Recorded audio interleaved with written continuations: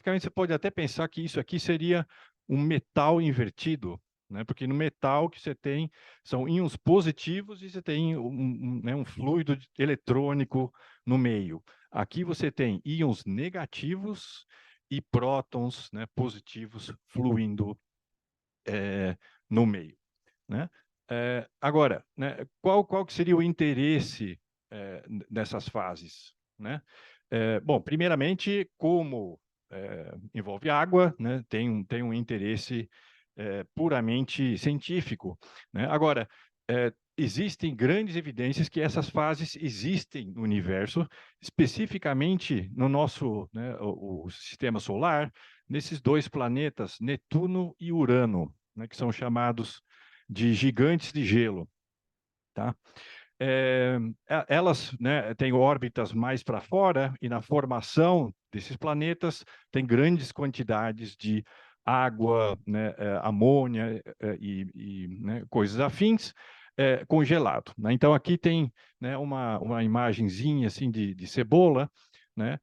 Então aqui tem basicamente rocha no centro, né? Aqui mais para dentro essa região verde, pressões acima de 250 gigapascal.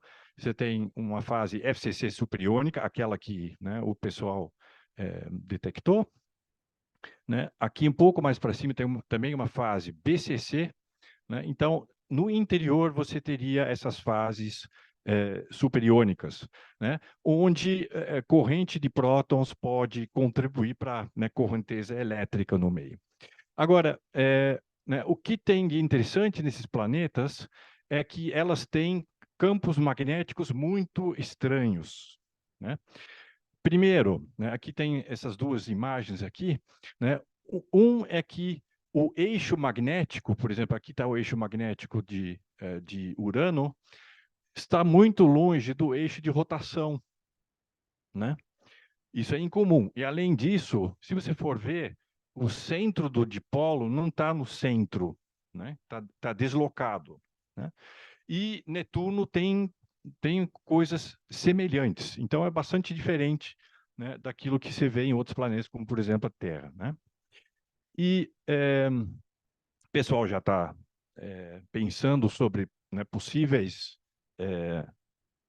razões para isso há muito tempo, né? E, né, o pessoal acha que esses campos magnéticos anômalos têm alguma coisa a ver com dinâmica de escoamento dos gelos, né? Basicamente, no interior do planeta, você tem processos convectivos, né, onde escoamento de sólidos, de fato, contribui para a evolução do interior, né, e que poderia fazer um papel, talvez, nessas propriedades magnéticas anômalas, né? E nesse contexto, né, aqui tem, não sei se vai dar para ver, aqui tem dois pedacinhos de texto daquele paper experimental de 2019, né, onde eles falam que, né, esse gelo superiônico deveria, de fato, se comportar como sólido, com uma viscosidade muitas ordens de grandeza superior a valores típicos né, de fluido, né? E aqui eles ainda dizem, né, que esses escoamento deveria ser mais similar, né, da dinâmica lenta no manto da Terra do que do núcleo né, exterior né, do caroço da Terra, onde você tem o ferro líquido, né? Então, eles falam aqui já da viscosidade, que é um parâmetro que entra em modelos para descrever escoamento, né?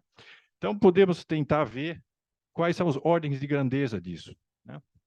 Então, aqui tem, de novo, uma imagem né, de cebola da Terra, né? E eles falavam do manto inferior e do núcleo externo, né? Manto inferior tem estimativas de uma viscosidade de 10 a 22, tá? Tem medidas disso, né? Aqui um paper de 2012. E no núcleo externo, a viscosidade poderia variar de 1.000 a 10 a 11, dependendo, né, se está mais para interior ou mais para o exterior, né? A questão agora aqui é qual que seria essa viscosidade dessa fase FCC, né?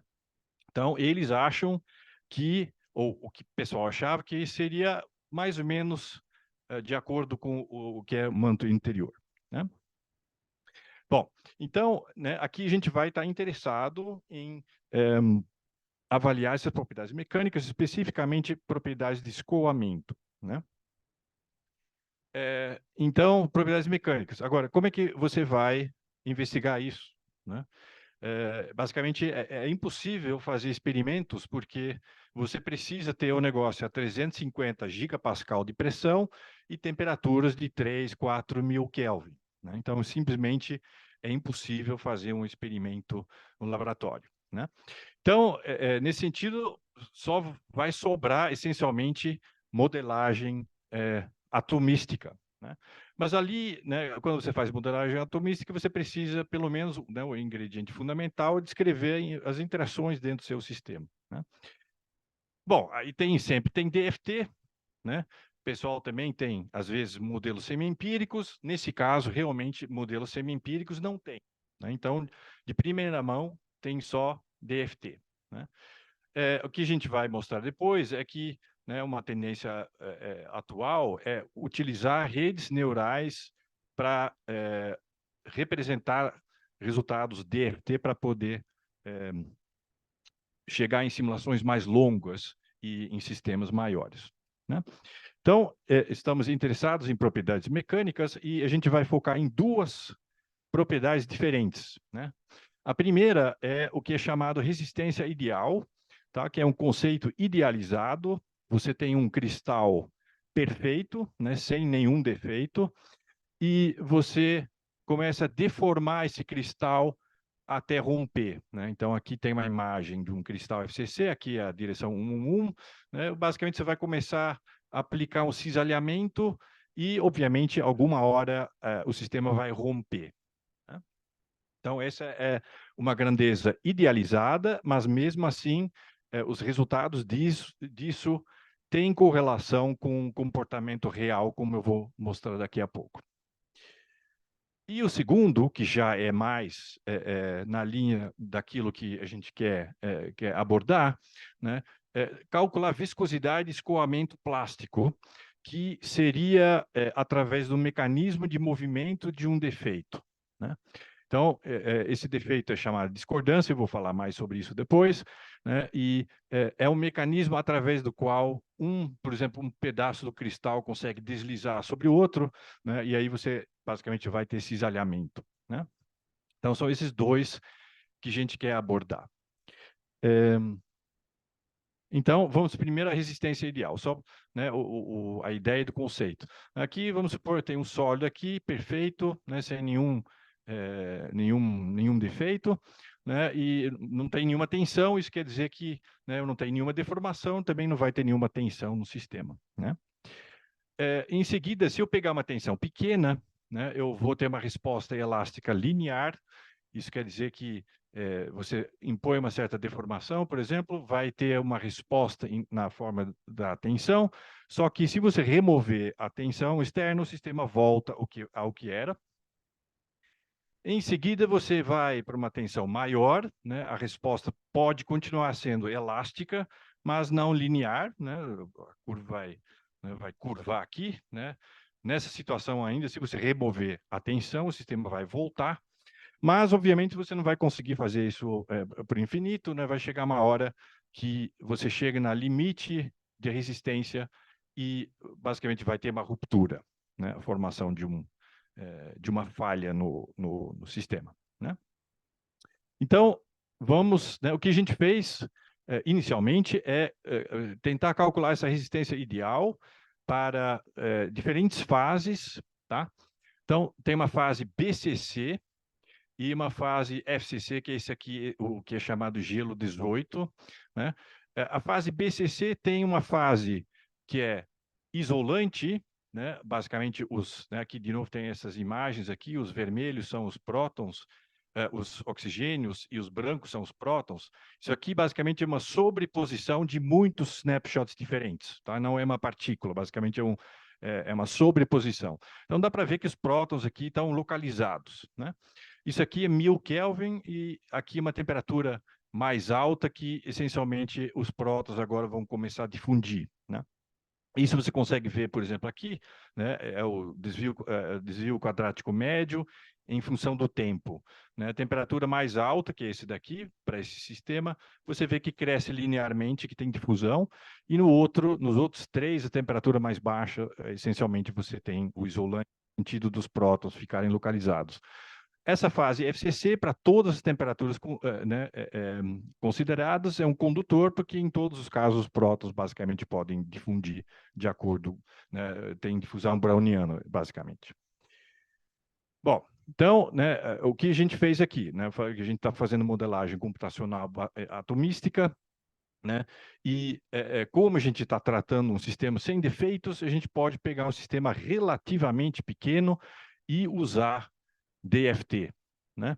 Então, no caso aqui, a gente usou CP2K, que é um código que o pessoal que trabalha na área conhece, né? Tem os detalhes técnicos aqui. Basicamente, a gente usou 144 íons de oxigênio, né, para diferentes temperaturas, em diferentes valores da pressão, né? E o que a gente mede, basicamente, é curvas de tensão versus deformação. A gente aplica uma deformação, né, e mede essa tensão aqui, né? Então, aqui você vê aquele formato que eu tinha colocado, né, linear, depois vira não linear, tem um momento que você tem ruptura, depois da ruptura que você tem aqui uma falha de empilhamento, né?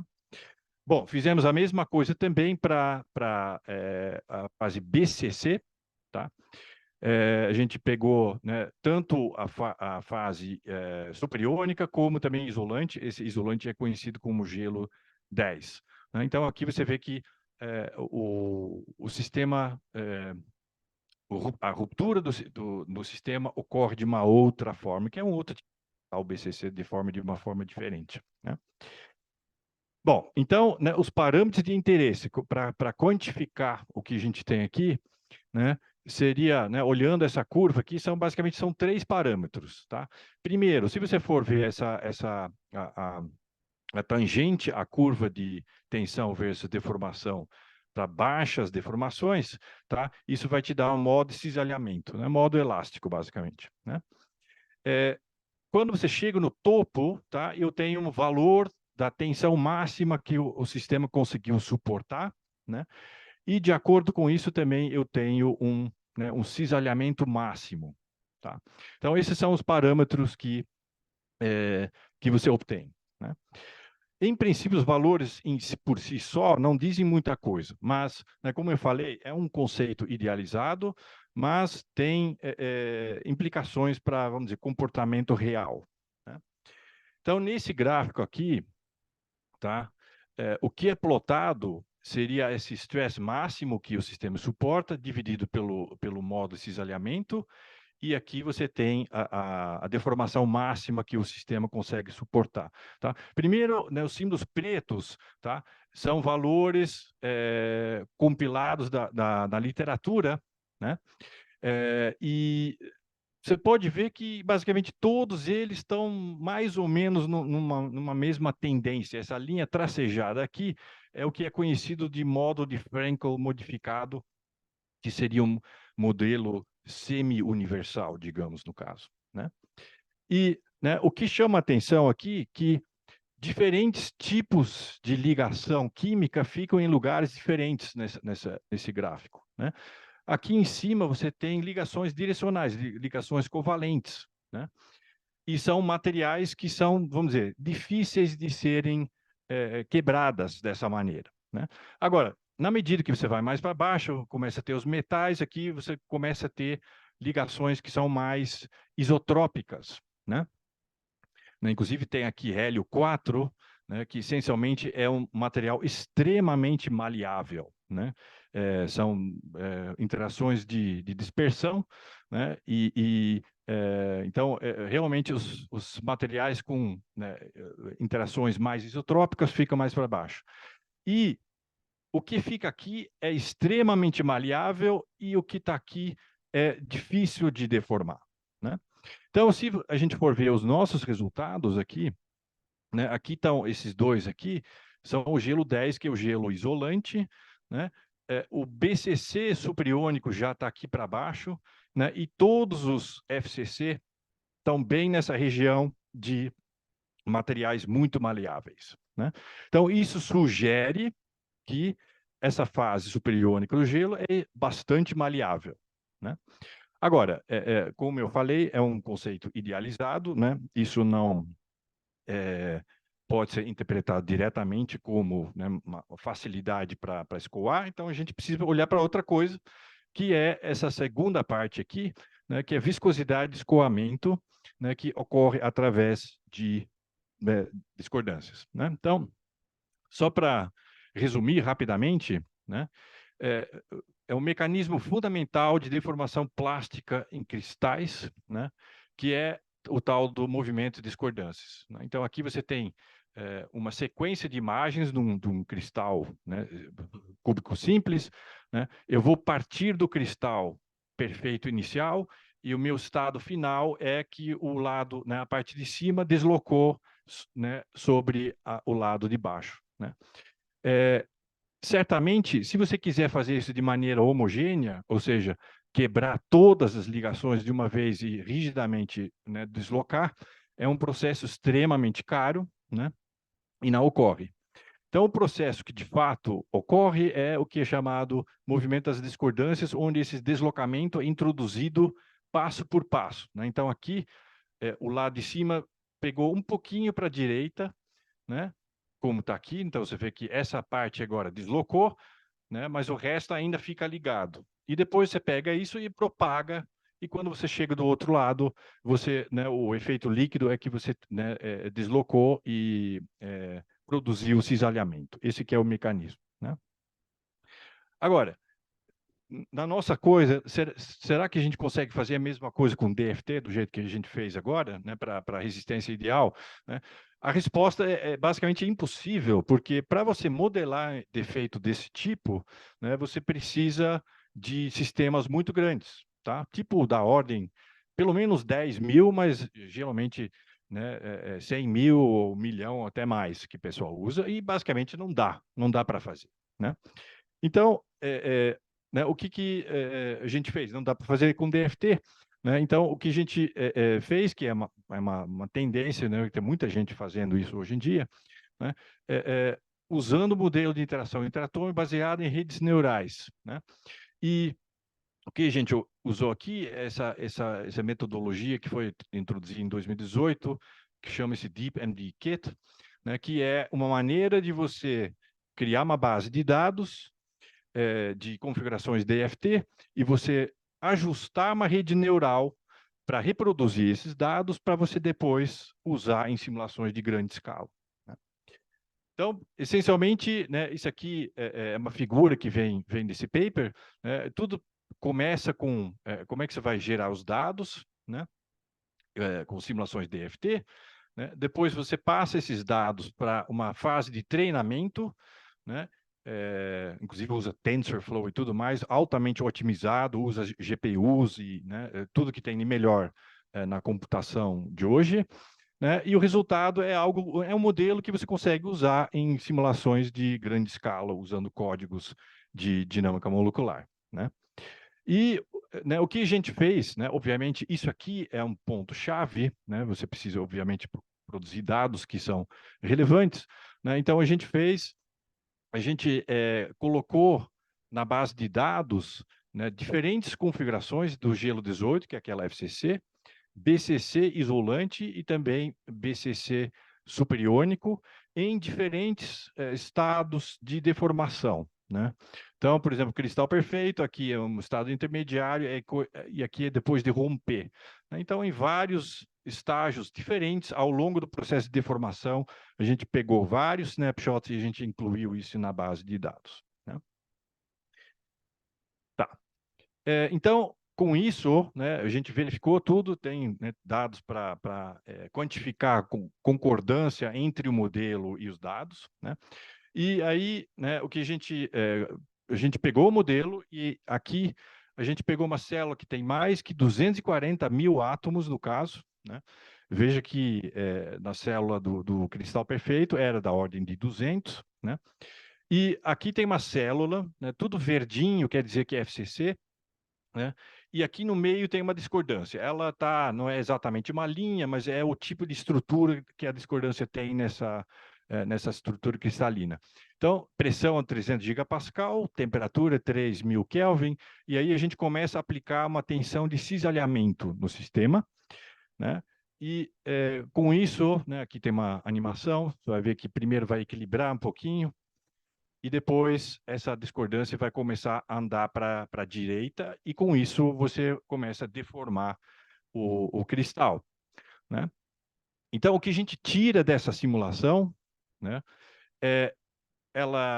depois de entrar no estado estacionário, né, eu consigo, por exemplo, medir a posição do centro de massa dessa discordância em função do tempo, né, para diferentes tensões de cisalhamento, né? Então, aqui, por exemplo, essa curva vermelha, eu aplico uma tensão de 10 gigapascal, né? No início, né, o sistema precisa de um tempo para entrar no estado estacionário. Uma vez que a gente tem o estado estacionário, eu consigo obter a velocidade, né? Depois a velocidade para outras tensões, né? E, em seguida, eu pego esses resultados, né, e eu posso fazer um plot da velocidade em função da tensão aplicada, tá? Aqui são, né, as bolinhas são os nossos dados, né? De fato, é uma coisa linear quando você está no regime de tensões relativamente baixas, tá?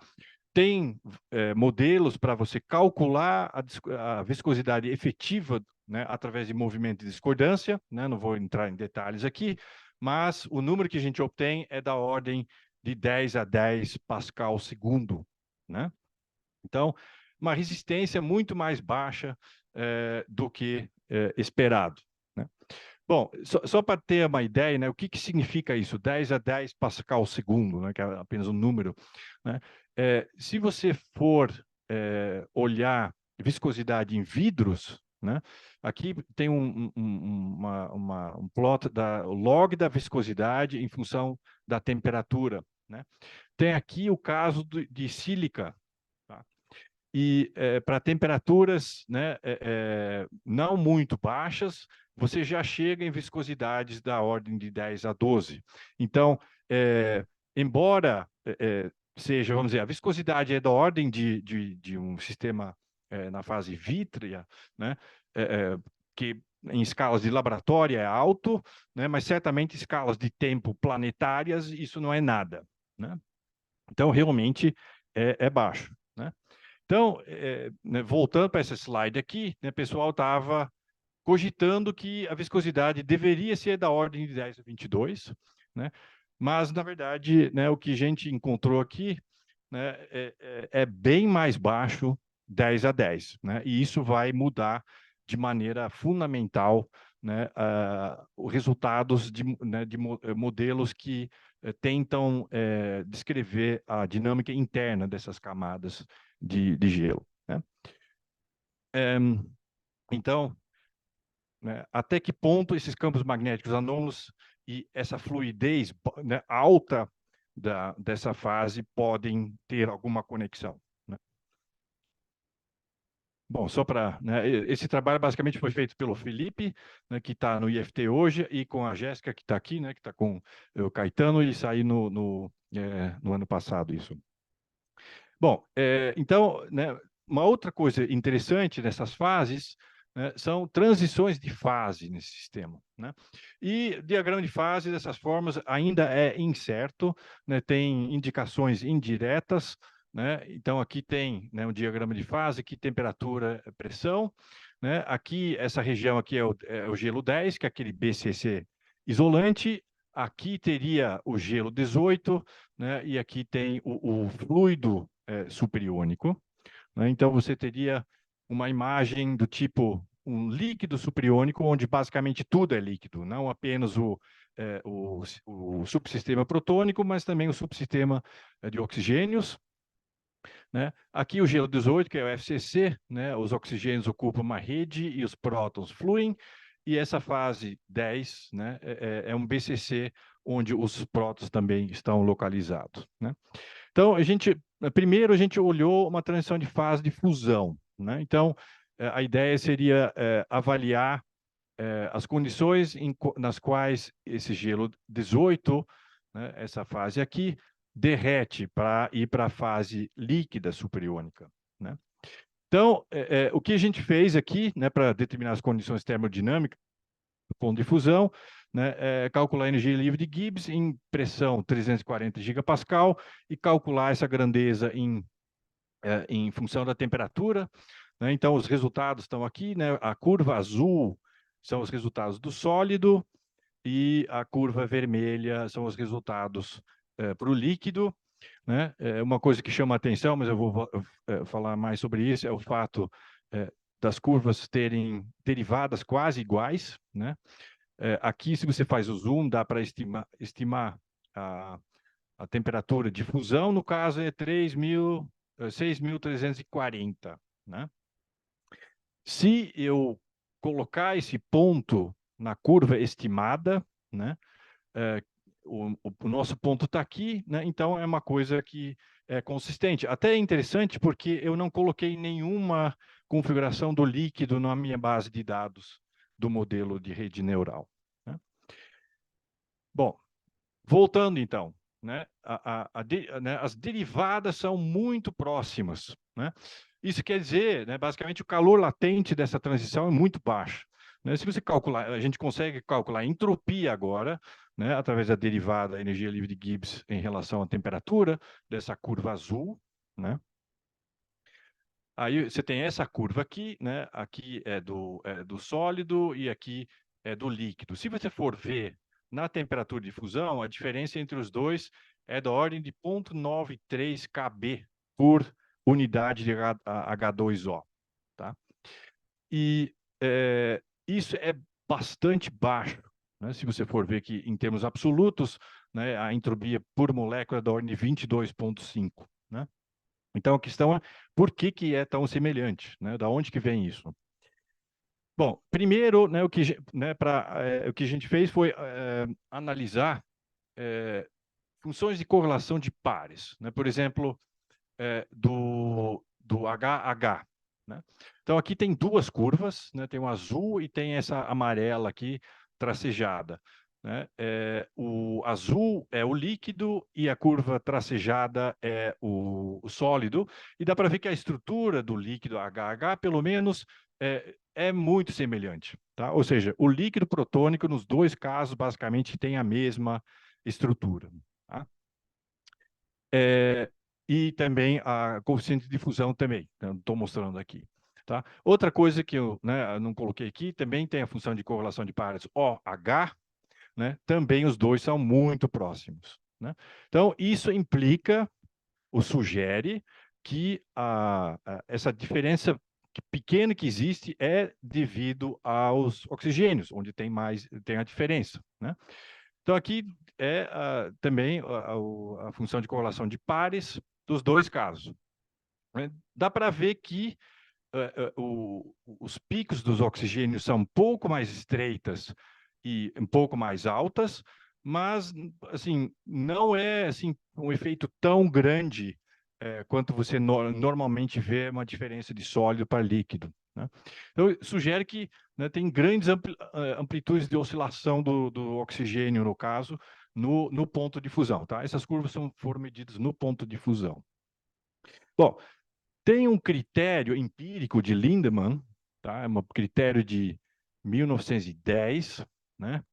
Que basicamente avalia o valor de um parâmetro, esse parâmetro ΔL aqui, que essencialmente é a raiz quadrada do mean square displacement dos átomos em relação às posições de rede, comparado com a distância de primeiro vizinho no cristal, tá?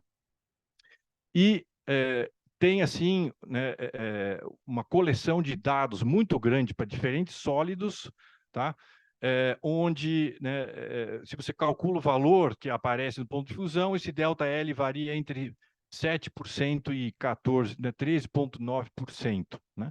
Então, esse aqui é um sólido onde as vibrações são pequenas, né, bastante harmônico, e aqui, né, os deslocamentos já são grandes, né? Se a gente calcula para o nosso sistema, a gente acha né, um delta de 0,157, né, que é, né, bem acima dos outros, né, do maior valor, né? Aqui uma animação, né, do sistema nesse ponto, né? De novo, vermelho oxigênio, os brancos são os prótons, né?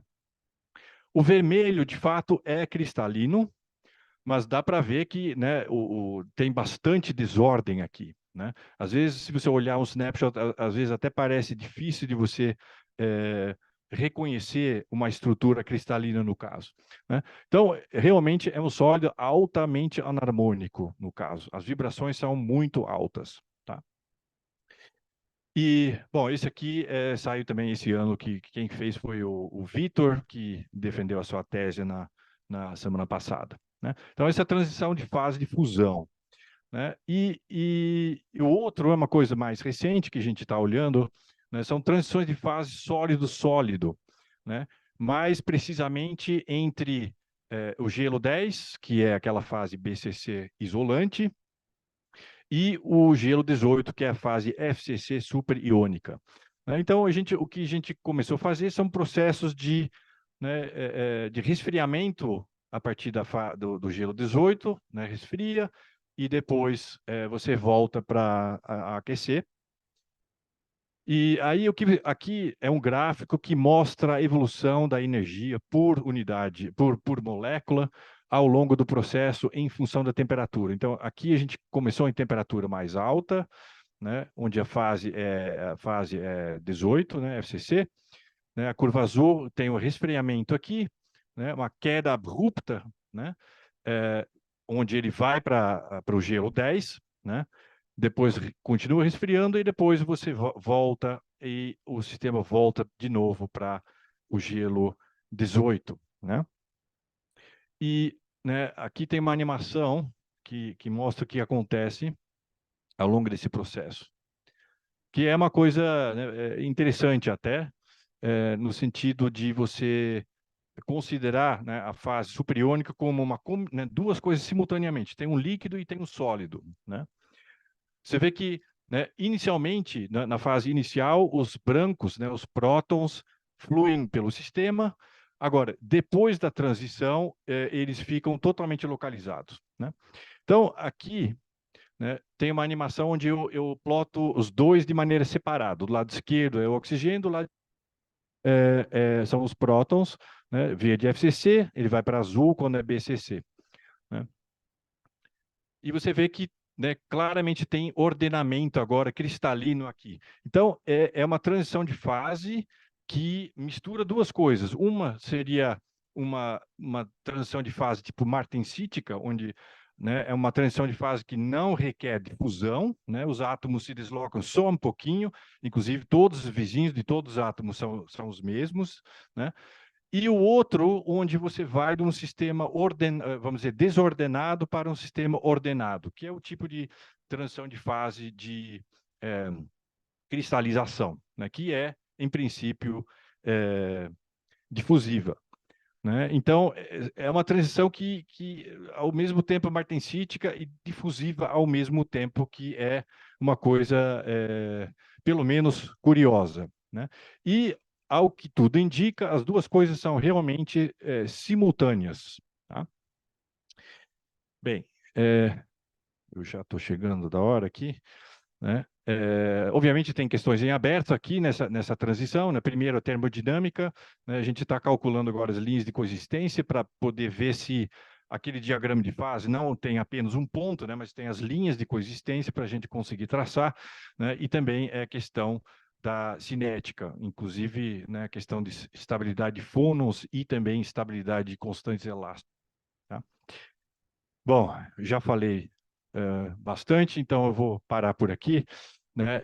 Então, resumindo, né, esse gelo superiônico, o FCC, é bastante maleável, muito mais maleável do que eu imaginava, né? O gelo superiônico é bastante anarmônico, né? Tem a questão de um calor latente muito baixo, e tem essa transição incomum, martensítica e difusiva ao mesmo tempo, ao ir de uma fase para outra. né? E, por fim, também, do ponto de vista de método, né, essa combinação de DFT e redes neurais é uma abordagem bastante promissora para simulações em larga escala. Então, muito obrigado e eu posso responder qualquer pergunta que tiver aí, eu espero. A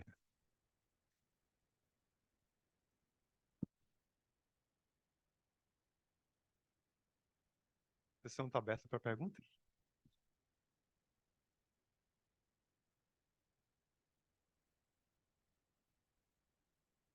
Isso. É muito interessante o trabalho, né? Eu nunca tinha parado para pensar que alguns planetas têm um núcleo de toda Pois essa é, né? Pois, dinâmica.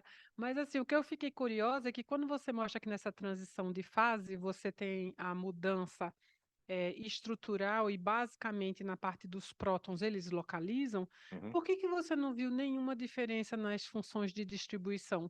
Elas não deveriam aparecer agora picos estruturais Não, não, na não. HH? Não, Ou não. não? Aquelas curvas com os picos era da FCC superiônica, tá? Então, você estava falando, acho que desses aqui, né?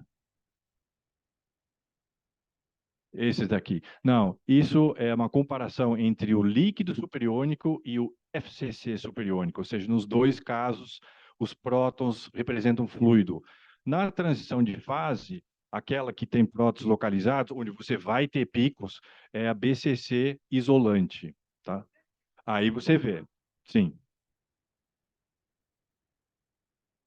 Ô, Maurício, muito legal, cara. Eu queria só tentar entender um pouquinho melhor uma das suas conclusões. Você fala que o gelo é altamente anarmônico, né? Sim. E, então, quer dizer, você podia falar um pouquinho mais sobre o que se entende por ser anarmônico nesse caso? Porque anarmônico pode significar um monte de coisa diferente. O harmônico é um potencial de ordem 2, certo? Daí anarmônico pode ser ordem 3, 4, ou pode ser coisa muito diferente. Qual é que é a sua avaliação de anarmônico aqui, Maurício? Olha, assim, no, é, tem esse tipo de comportamento em outros metais, por exemplo, tá? Aqueles valores do parâmetro de Lindemann, né? Que eu dei, os valores altos, né? Por exemplo, tem tungstênio, tem vários outros metais que têm uma temperatura de fusão muito alta, né? A aproximação harmônica, basicamente, falha, né? Assim, muito drasticamente, né? E naquelas condições de temperatura, e ainda o sistema permanece, vamos dizer, sólido, tá? Então, é uma característica desse tipo de material que tem ponto de fusão, temperatura muito alta e deslocamentos muito altos, né? Onde basicamente a aproximação harmônica falha drasticamente e mesmo assim o sistema permanece sólido, tá? É nesse sentido. Pois, muito interessante o resultado. Eu queria voltar a fazer uma pergunta sobre aquelas fases BCC, que tem Né? o isolante e o Certo? metal, que se eu entendi bem, se caracterizou por uma evolução temporal Vamos na por. dinâmica. A minha pergunta é se é possível fazer algum cálculo de uma estrutura de bandas, alguma coisa, e pensar num gás de prótons, Então, calcular energias de Fermi. aí é que tá, né? A diferença é que, apesar de tudo, aqui você pode tratar os prótons como sendo clássicas, tá? Porque toda a dinâmica aqui é clássica, né? Se você for ver comprimento de onda de Broglie, por exemplo, dos prótons aqui, tá? É bem menor do que a distância média entre eles, tá? Então, nesse sentido, é diferente de um sistema de elétrons, e você pode basicamente resolver o problema quântico em termos de bandas e tudo mais, né? Aqui não tem isso. É um fluido clássico, basicamente. Tá? Mais perguntas? Maurício, obrigado pelo colóquio. Eu tenho uma pergunta, talvez seja um pouco técnica, mas se eu entendi bem, a maneira como as redes neurais entram é que você alimenta algumas configurações para as quais, usando o DFT, você estima as forças, e daí você treina a rede neural para reproduzir essas forças para configurações arbitrárias a partir de um certo conjunto de configurações. Isso. Você treina usando os 240 mil sítios em algumas configurações ou você faz um cálculo mais local e... Não, não, 240, não. Os de 240 mil foi a simulação que a gente rodou usando a rede neural. Tá? A rede neural foi treinada usando os resultados DFT, usando o céu de 144. Certo, mas aí você tem forças individuais entre pares, digamos assim, calculadas a partir desse treinamento. E aí você depois simplesmente, no caso da simulação de 240 mil sítios, supõe que a interação é de pares. Não, não, não, não. Né, primeiro, os resultados DFT são o seguinte: você tem posições, cada átomo tem uma força atuando, não é uma força entre pares. Você tem uma força que atua, né? A rede neural visa reproduzir o melhor possível para as configurações as forças individuais em todos os átomos, incluindo a energia total, né? Tensor stress e tudo isso, tá? Então, depois disso, você supõe, né, que a rede neural que você treina pode reproduzir, né, vamos dizer, essa energética do sistema, né, usando a rede neural. Tá? Eu não mostrei aqui, né, mas se você... Deixa eu ver, deixa eu mostrar aqui. Esse tipo de curva, né, a gente obteve com dados DFT. Depois a gente pegou a rede neural, pegou o mesmo sistema de 144 partículas, só que agora descrito pela rede neural, não mais DFT, e a gente repetiu essa conta aqui, tá? E aí a concordância entre os dois é bastante boa, tá? Então foi uma maneira de validar que a rede neural reproduz essa parte. Como é que você escala de 144 sítios para 40 mil? Você olha para uma vizinhança... Isso, olha para uma vizinhança. Tem uma vizinhança lá de, né, sei lá, 10 angstroms, né, e olha os vizinhos, né, as propriedades dos vizinhos, é isso. Mais perguntas?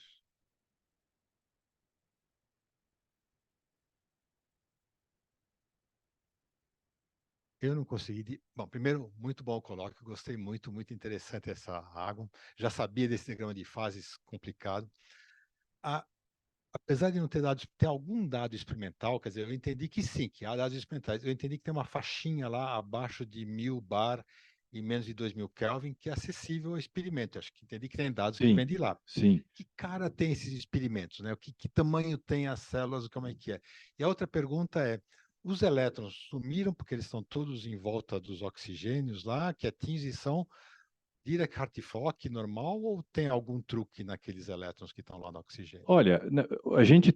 Bom, sim, né, os elétrons ficam todos localizados nos íons, tá? Então, realmente, os elétrons ficam lá, né? A gente trata tudo em nível DFT, né? Porque o número de átomos que a gente tem é relativamente grande para fazer Hartree-Fock, né, em 144 é uma coisa bastante custosa. Sobre os experimentos, eu não sei os detalhes, mas eu acho que nessas condições de temperaturas e pressões mais baixas, tem maneira de você, né, com Diamond, Anvil, Cell e esse tipo de coisa, fazer experimentos, né? Agora, eu não sei exatamente, mas a escala não é muito grande, não.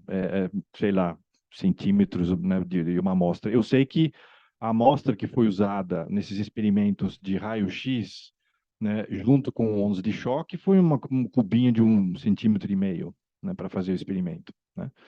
E, inclusive, tem um paper anterior desse mesmo grupo, de 2019, conseguiram medir condutividade elétrica, por exemplo. Então, tem estimativas de condutividade elétrica, né? Os detalhes, eu não sei exatamente como eles fizeram, mas eles conseguiram, pelo menos, medir esse tipo de grandeza. Agora, as coisas que a gente está atrás, né, que deformar um cristal, isso realmente é impossível no momento, né? Moisés, eu tenho uma curiosidade quanto à última transformação que você havia comentado. Já é conhecido o mecanismo da matecítica junto com a difusível? Não, né? Basicamente, ninguém ainda olhou os detalhes da transição, né? Então, isso é uma coisa que a gente está atrás, inclusive, para comparar com mecanismos conhecidos em, né, tipo ferro, que tem transição martensítica, né, dos aços, né, ver se a gente consegue, né, descobrir alguma coisa nesse contexto. Bom, mais questões? Então, vamos agradecer novamente ao professor Morris. Obrigado.